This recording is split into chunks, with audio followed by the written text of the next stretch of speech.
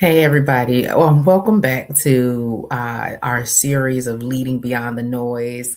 I hope you have had some really good insights from weeks 1 through 5. This is week 6 of the series. And the series isn't about leadership that looks good for a moment, it's about leadership that actually works and lasts.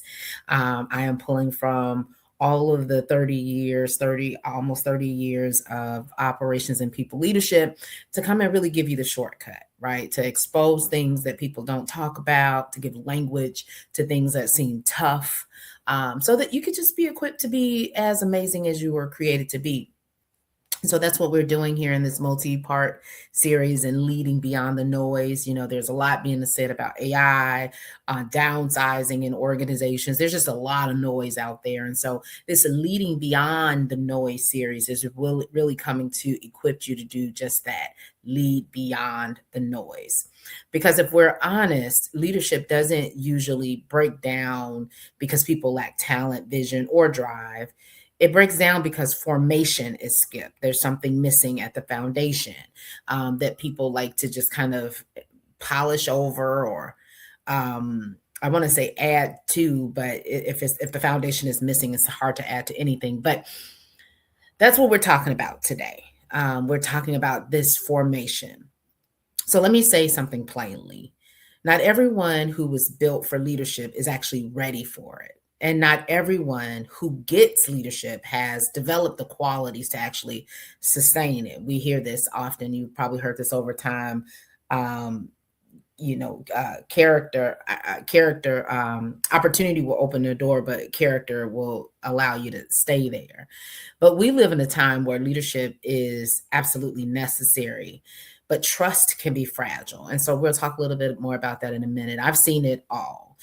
People rise quickly, gain influence, and then they lose credibility just as fast.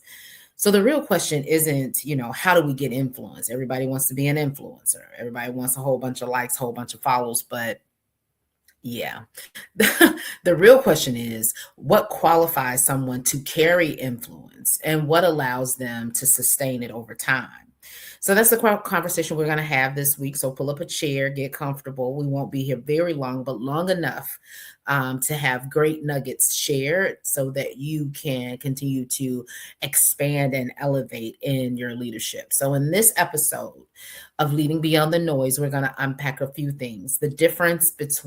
Primarily though, the difference between qualifications and qualities of leadership, and why leadership breaks down even when people are gifted, and what sustains trust, credibility, influence, and where leaders are being invited to grow before the next level arrives. And so this is going to be meaty. We're here for a short period, but this is going to be pretty meaty. It's not the flashy conversation, but it's a necessary conversation. So let's start by creating clarity. Good leadership has two requirements: qualifications and qualities. They're not the same, and confusing them can create some problems. So let's get clear here. First, qualifications of leadership. Qualifications answer the question around, should this person be trusted with influence? Qualification speaks to like eligibility. They include things like integrity, maturity, right? Wisdom, stewardship, consistency, temperament, right? And these qualifications are rarely very loud. They're built in private. They're the things that, it's not necessarily on a stage that people see you developing these things. These are qualifications that are built in private. They show up before the spotlight does or the position does. And here's the truth many people don't want to face. A lack of qualification doesn't always prevent someone from being in a position of leadership, but it'll always limit how far that leadership can go. Talent can open doors, but again, qualification determines whether those doors remain and stay open. The second point I talked about, right, was qualities of leadership. Now, qualities answer a different question. Qualities answer the question around, why would people follow this leader and stay connected over time? They're experiential, meaning people get to experience this with the leader, with you as a leader. They're what people feel when they're led by you. Things like emotional steadiness, humility, discipline, decisiveness, patience, endurance, discernment, relational awareness, and the ability to inspire without controlling. People may follow a title, but they stay because of qualities. And this is where leadership often breaks down. Not because someone lacked the ability, but because the inner work stopped. Discipline eroded, patience wore thin, humility faded away, accountability disappeared, and leadership didn't collapse overnight. It just kind of drifted away. And we see this, well, I've seen this, I've experienced it and I've seen it, that this mostly happens when this erosion happens when we stop focusing on our own personal growth, our own growth, when everything becomes external and we miss focusing on ourselves. So it's a very important that we're intentional about our own growth. So qualifications get leadership. People trust you and trust it. Qualities keep leadership sustained. When either one of these is missing, leadership becomes very fragile. And this is why formation that I talked about at the beginning matters more than actually performance. You can go out here and try to do a million things, but if you don't have a solid foundation, something to build on, it's your leadership is fragile, your influence is fragile, your impact will be fragile or non-existence. See, performance can impress, but formation carries the weight, the bearing of the weight. In my own leadership journey, I've seen incredibly talented people rise very quickly. They were smart, they were capable, they were charismatic, but what eventually determined whether their leadership lasted wasn't their skill, it was the formation. Leadership was a way of exposing what hadn't been developed. Pressure reveals patience, authority reveals humility, influence reveals character, and so over time, things are revealed. And so I think this is where some people can think like uh, imposter syndrome wants to come up. And it's not that you're an imposter. You're not an imposter. You deserve to be where you have been called to be. But it is upon us to make sure that we are refining, developing the qualities that it takes to truly lead.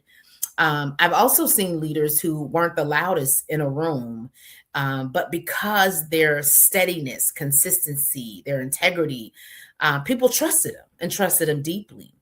So leadership doesn't create your character. It reveals it, right? This responsibility, accountability, what that we call leadership. It doesn't say, "Oh, okay, now now I have character." It reveals the character you have, and the developmental opportunities in your character. We all have it. No one is perfect. So this week, instead of asking yourself, I do these activations at the end. Instead of asking yourself, what's next for me?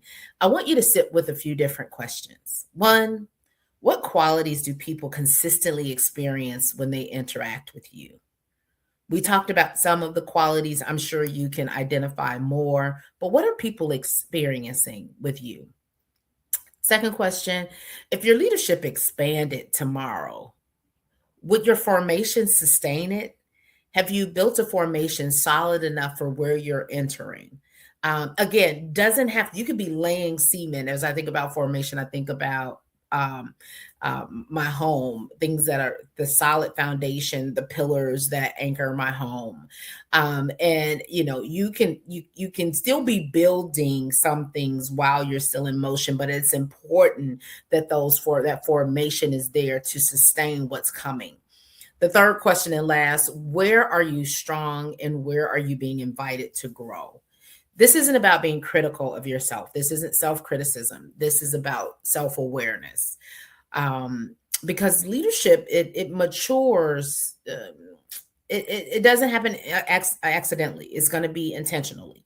As I said, most people take their eye off of themselves, and it takes putting your eye back on yourself and keep it on yourself for a portion, right? Because I'm not saying be self-absorbed in order to intentionally continue to develop and grow.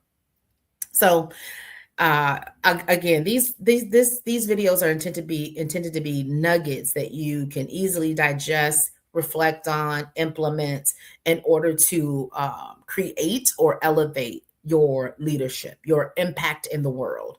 Because as you know, I am on a mission to close the world's leadership gap by helping leaders see themselves and evolve in what they see, right?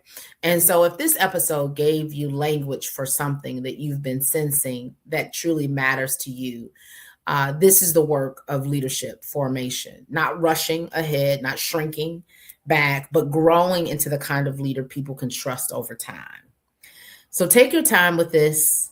Listen again if you need to. And if somebody on your team or in your in your environment is carrying leadership weight right now, then share this with them. Don't be stingy because leadership that lasts is built on standards, character, and qualities that don't erode under pressure. Pressure is going to come. Are you ready for it? And that's how we lead beyond the noise.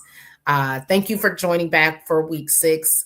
We have another week before we close out. We'll end the year. Actually, I'm probably going to come a little bit before the new year, so it won't be next Friday.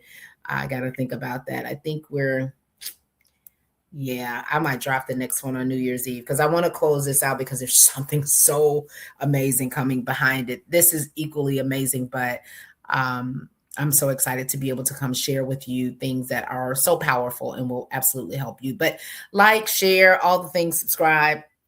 Delilah Bartlett, your leadership auntie, for all the leadership tea that is there to help, again, establish or elevate you in your area of gifting, in your area of leadership. Until next time, I'll talk to you soon.